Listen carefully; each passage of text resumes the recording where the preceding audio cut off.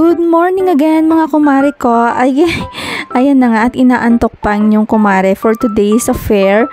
So ayun na nga, pagkatapos magmuni-muni, magdasal at ayun, eto na naman tayo, panibagong araw na naman at syempre panibagong antok, hindi pala, panibagong araw para mahirap bumangon ang inyong kumare, o diba?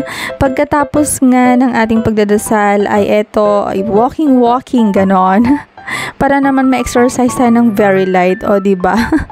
Pakalaki na namin talaga ng aking bibi chunky. At pagkatapos nga nun ay breakfast with matching bangus pork belly sinigang. Basta bangus ng belly, ganon.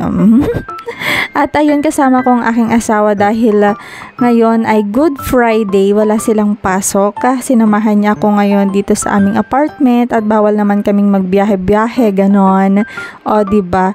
Pero alam nyo mare, kahit sa pagkain, sobra din akong nahihirapan talaga ng talaga nga naman. Alam nyo, pati pagkain, nakakapagod palang kumain. Sobrang pagod ko, napasandal na lang ako. Ganon daw talaga ang buntis mga kumare.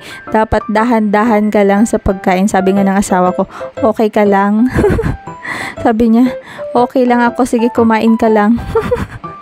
At ayun na nga, pagkatapos naman kaming kumain mga mare, at ayun ay may me time sila ng kanyang dading. Ayan, opo, nagmi-me time po sila ni Chunky. At ayun nga, bombastic ko, Chunky ko eh. Chunky boy.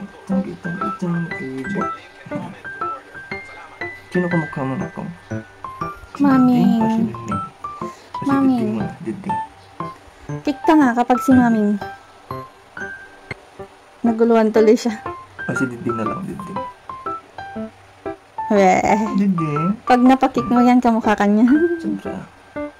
Diding natin kamukha. Maming. Siniming nga rin. Miming. Awan ba't ta?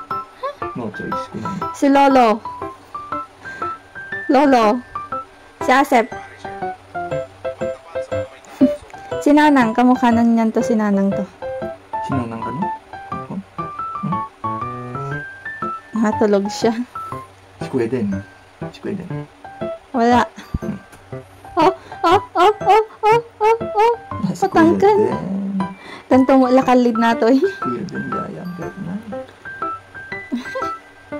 Si Kuya Den to kahit mo ah. Makadenden tumot sa ato eh. Si Diding na ka. Diding. Si Daddy.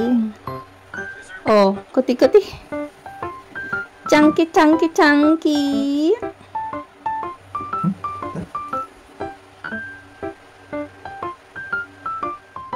At dahil nga mahahaba na naman ang ating mga kumare, ay naisipan kong magpakuko sa inyong kumpara dahil alam nyo na hindi na tayo makayuko. Ayan, hindi na tayo self-cutting. Ano daw self-cutting na sinasabi?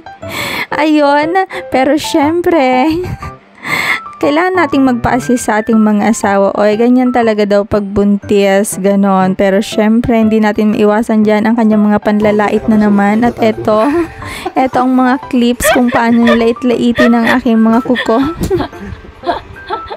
Aray ko. Kami suot nga tatadong ha.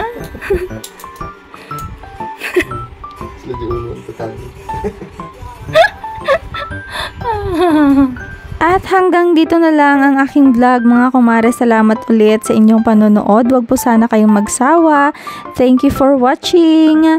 Bye!